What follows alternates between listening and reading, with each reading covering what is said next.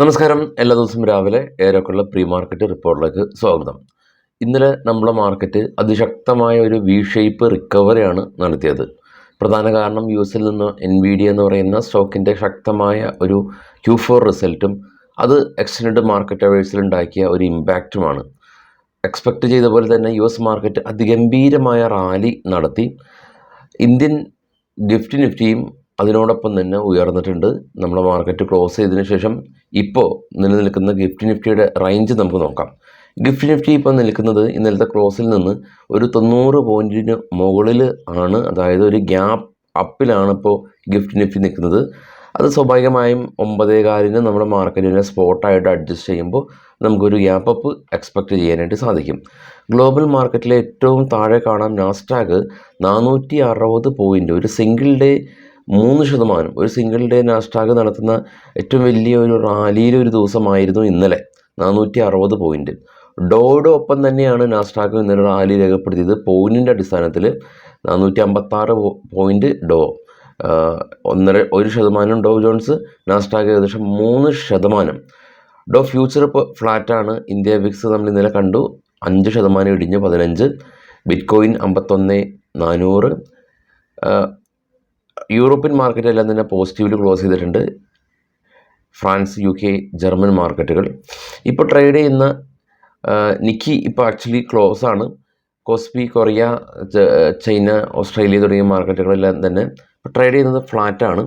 അപ്പോൾ ഇന്നലെ കഴിഞ്ഞ 2 ദിവസമായിട്ട് ഏഷ്യൻ മാർക്കറ്റിൽ എസ്പെഷ്യലി ജപ്പാൻ മാർക്കറ്റൊക്കെ അതിശക്തമായ റാലി രേഖപ്പെടുത്തിയിരുന്നു. ഇനി നമുക്ക് US മാർക്കറ്റിൽ ലിസ്റ്റ് ചെയ്ത ഇന്ത്യൻ കമ്പനികളുടെ പ്രകടനം നോക്കാം. IT കമ്പനികൾ ഉയർന്നത് കൊണ്ട് സ്വാഭാവികമായിട്ടും ഇന്നലെ IT കമ്പനിയാണ് ഏറ്റവും കൂടുതൽ റാലി രേഖപ്പെടുത്തിയത്. ഇൻഫോസിസ് 2.5%, വിപ്രോ 2.5% ഒരു റാലി രേഖപ്പെടുത്തി.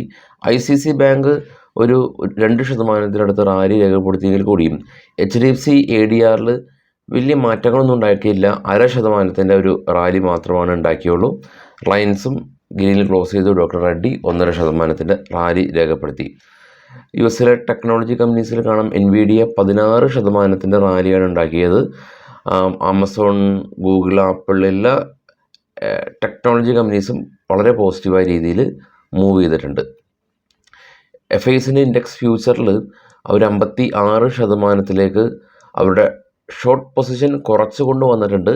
ലോങ് പൊസിഷൻ 44-ലേക്ക് ഉയർത്തിയിട്ടുണ്ട്. നമുക്ക് കാണാം ഫെബ്രുവരി 12 34% ലോങ് ഉണ്ടായിരുന്നുള്ളൂ.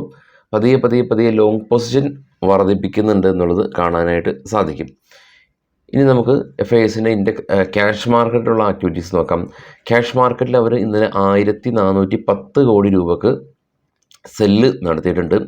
DAS 1823 കോടി രൂപക്ക് ബൈ നടത്തി മാർക്കറ്റിനെ സപ്പോർട്ട് ചെയ്തിട്ടുണ്ട്. അപ്പോൾ ഇന്നലെയും FIS സെല്ലിംഗ് മോഡിലായിരുന്നു എന്നുള്ളതാണ്. അപ്പോൾ ഇന്നലെ FIS ബൈയിങ് മോഡിലായിരുന്നെങ്കിൽ നിഫ്റ്റി ഇനിയും മൂവ് ചെയ്തേനെ മുകളിലേക്ക്. സ്റ്റോക്കുകളുടെ വാർത്തകളിലേക്ക് വരാം. ഇന്ന് മാർക്കറ്റിലുള്ള സ്റ്റോക്കുകളുടെ പ്രധാനപ്പെട്ട ന്യൂസുകൾ നോക്കാം. അതുപോലെ തന്നെ ഇന്നത്തെ ബ്രേക്കൗട്ട് സ്റ്റോക്ക്, ഇന്നത്തെ FNO ബാൻ, IPO ഡീറ്റെയിൽസ് എല്ലാം തന്നെ നമ്മുടെ ട്രേഡ് ബഡ്ഡി ടാബിലുണ്ട്. ഈ വീഡിയോയുടെ ഡിസ്ക്രിപ്ഷനിൽ ട്രേഡ് ബഡ്ഡി ടാബ് നിങ്ങൾക്ക് ആക്സസ് ചെയ്യാം. അത് നിങ്ങൾക്ക് നിങ്ങളുടെ മൊബൈലിലോ ലാപ്പിലോ ബുക്ക് മാർക്കായിട്ട് വെക്കാം. എപ്പോഴും അത് ഈസി ആയിട്ട് ഓപ്പൺ ചെയ്യാൻ സാധിക്കും. സ്റ്റോക്കുകളുടെ വാർത്തകളിലേക്ക് വരാം. ആദ്യം രാമകൃഷ്ണ ഫോർജിങ് കമ്പനി മെക്സിക്കോയിൽ അവരുടെ പുതിയ മാനുഫാക്ചറിങ് ഫെസിലിറ്റി സെറ്റപ്പ് ചെയ്യാനായിട്ട് കമ്പനി തീരുമാനിച്ചിട്ടുണ്ട്. പുതിയ മാനുഫാക്ചറിങ് ഫെസിലിറ്റി മെക്സിക്കോയിൽ തുടങ്ങുകയാണ്. കോൺകോർ ബയോടെക് കമ്പനി അഹമ്മദാബാദിൽ ഇവരുടെ ഒരു മാനുഫാക്ചറിങ് ഫെസിലിറ്റിയിൽ കെനിയയിൽ നിന്ന് കെനിയയുടെ മിനിസ്ട്രി ഓഫ് ഹെൽത്ത് അംഗങ്ങൾ വന്നു ഇൻസ്പെക്ഷൻ നടത്തി. ഇൻസ്പെക്ഷനിൽ ഗുഡ് മാനുഫാക്ചറിങ് സർട്ടിഫിക്കറ്റ് കിട്ടി എന്നുള്ള ന്യൂസ് കോൺകോർഡ് ബയോടെക്കിനെ സംബന്ധിച്ചിട്ടുണ്ട്. ഏഞ്ചൽ നമ്മളുടെ ഏറ്റവും നാട്ടിലുള്ള വലിയൊരു ബ്രോക്കറാണ് ഏഞ്ചൽ. 2000 കോടി രൂപയാണ് ഒരു ക്യാപിറ്റൽ സമാഹരിക്കുന്നത് വികസന പ്രവർത്തനത്തിന് വേണ്ടി. ജൂപ്പിറ്റർ ലൈഫ് ലൈൻ ഹോസ്പിറ്റൽ പൂനെയിൽ അവർ ഏകദേശം ഒരു 10 ഏക്കർ ലാൻഡ് അക്വയർ ചെയ്ത് ഹോസ്പിറ്റൽസ് എല്ലാം തന്നെ കൺസ്ട്രക്റ്റ് ചെയ്യാൻ കമ്പനി തീരുമാനിച്ചു. ദിലീപ് ബിൽഡ്കോൺ കമ്പനി 155 കോടി രൂപയുടെ ഓർഡർ അവർക്ക് കിട്ടിയിട്ടുണ്ട്. ഓയിൽ ഇന്ത്യ കമ്പനി ഇവർ ഫാക്റ്റായിട്ട് കൊളാബറേറ്റ് ചെയ്ത് ഗ്രീൻ ഹൈഡ്രജൻ ബിസിനസ് ചെയ്യാനായിട്ട് ധാരണയായി. Sona BLV precision company PLI സ്കീമിലൂടെ ഇവർക്ക് ഇൻസെൻറ്റീവ് കിട്ടിയെന്ന് കമ്പനി അറിയിച്ചിട്ടുണ്ട്. ഇലക്ട്രിക്കൽ 2 വീലറിൻ്റെ നിർമ്മാണത്തിന് വേണ്ടിയിട്ടാണ് ഇൻസെൻറ്റീവ് കിട്ടിയിട്ടുള്ളത്.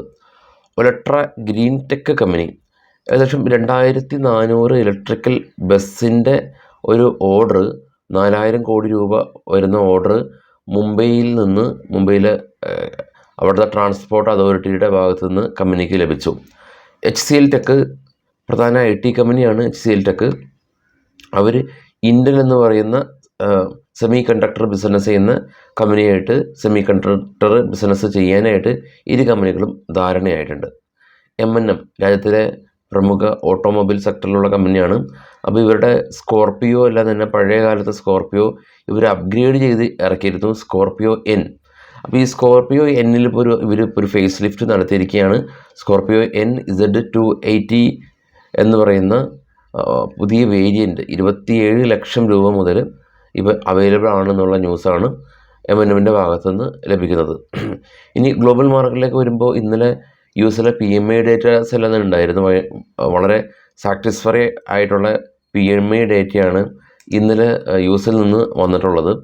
അതുപോലെ തന്നെ ഇന്ന് പ്രധാനമായിട്ടും US നിന്നോ അല്ലെങ്കിൽ മറ്റുള്ള രാജ്യങ്ങളിൽ നിന്നൊന്നും ഈവൻറ്റുകൾ വരാനില്ല.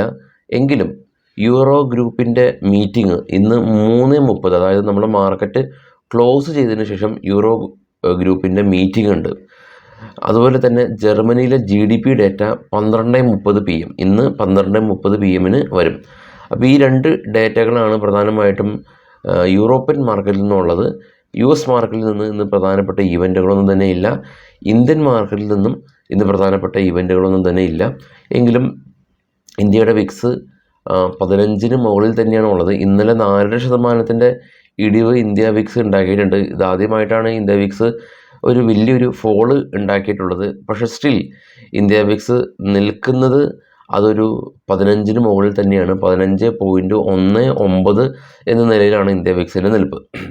സ്വാഭാവികമായിട്ടും ഏപ്രിൽ മാസങ്ങളിലാണ് നമ്മളുടെ എലക്ഷൻ പ്രഖ്യാപിച്ചിട്ടുള്ളത്. അപ്പോൾ എലക്ഷൻ വരെ ഇന്ത്യ വിക്സ് ഇങ്ങനെ തന്നെ നിൽക്കും. അതിനടുത്ത് മാർക്കറ്റിലെ ചാഞ്ചാട്ട സാധ്യതകൾ വലിയ തോതിലുണ്ടാകും. ഉയർന്നു നിൽക്കുന്ന മാർക്കറ്റ് നെക്സ്റ്റ് മൂവ്മെൻറ്റിൽ താഴേക്ക് വന്നേക്കാം. താഴെ നിൽക്കുന്ന മാർക്കറ്റ് പെട്ടെന്ന് തന്നെ V-ഷേപ്പ് റിക്കവറി നടത്തി മുകളിലേക്കും പോയേക്കാം. അപ്പോൾ അതുകൊണ്ട് തന്നെ മാർക്കറ്റ് വളരെയധികം കോഷ്യസ് ആയിട്ട്, വളരെയധികം ഇൻ്റലിജൻ്റായിട്ട് നമ്മൾ മാർക്കറ്റിനെ സമീപിക്കേണ്ടതായിട്ടുണ്ട്. എല്ലാവർക്കും വീണ്ടും ശുഭദിനം. Thank you.